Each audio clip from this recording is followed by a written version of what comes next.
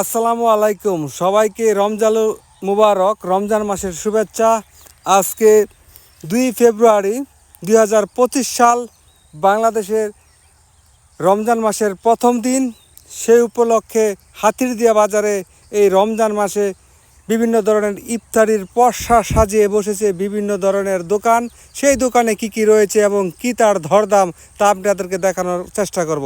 পেঁয়াজি হচ্ছে 200 টাকা কেজি, বেগুনি হচ্ছে 200 টাকা কেজি, আর এটি প্রতিটা 20 টাকা, এবং এইগুলি হচ্ছে 30 টাকা প্রতি পিস, এবং 50 টাকা রয়েছে। দেখতে পাচ্ছেন এটি হচ্ছে হাতিরদিয়া বাজারের বর্তমানে সবচেয়ে যে নবাবী হোটেল অ্যান্ড রেস্টুরেন্ট, সেখানে তারা ইফতারের আয়োজন করেছে, যেহেতু এটা রমজান মাস। আর আপনারা দেখতে পাচ্ছেন এই রাস্তাটি চলে গেছে পাঁচদোনা এবং গাজীপুর জেলার কাপাসিয়া।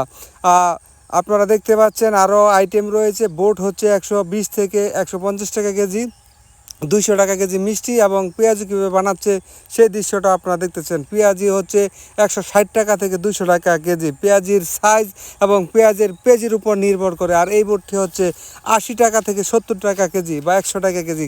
ব্যক্তি এবং স্থান ভেদে এর দাম বেশ কম হয়ে থাকে। নবাবী ইফতার আয়োজন করেছে পুরা মাসব্যাপী। আরও রয়েছে, দেখতে পাচ্ছেন স্কুলের ভুসি, যেই ভুসি খেয়ে অনেক খুশি। তার সাথে রয়েছে তোকমা দানা, এগুলি আমাদের অনেকেরই জানা। এবং রয়েছে খেজুর, যে খেজুরটি সুস্বাদু এবং পর্যাপ্ত পরিমাণ সুগার সমৃদ্ধ। যাদের ডায়াবেটিস রয়েছে তারা এই খেজুর থেকে অবশ্যই থাকবেন সাবধান। আর এই রকম খেজুরের দোকান বসেছে, সিজনালি খেজুরের দোকান অনেকখানি বসেছে। যারা আগে থেকে অঙ্কে কষেছিল যে রমজান মাস উপলক্ষে তারা রমজানের যে উপকরণ সেইগুলো বিক্রি করবে রমজান আসবে যখন, তারা আগে বিভিন্ন ধরনের আইটেম করতো বিক্রি।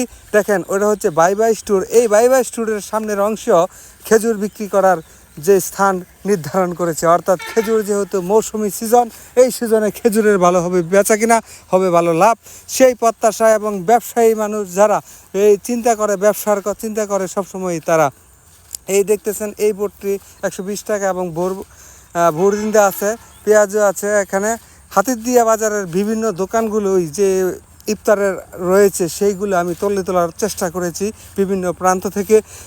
যে দেখতে পাচ্ছেন ওটা হচ্ছে হাতিরদিয়া ব্রিজ ঘাটের অংশ, এবং হাতিরদিয়ার সামনে রয়েছে সরু একটি ব্রিজ। সেই সরু ব্রিজটি 1992 সালে ভিত্তিপ্রস্তর স্থাপন করা হয়, এবং সাথেই রয়েছে একটি সুন্দর এবং দৃষ্টিনন্দন এই হাতিরদিয়ার কেন্দ্রীয় জামে মসজিদ, যে মসজিদটি মজিদ মোল্লা ফাউন্ডেশনের অর্থায়নে আব্দুল কাদের মোল্লার অবদানে এখানে নির্মিত হয়েছে।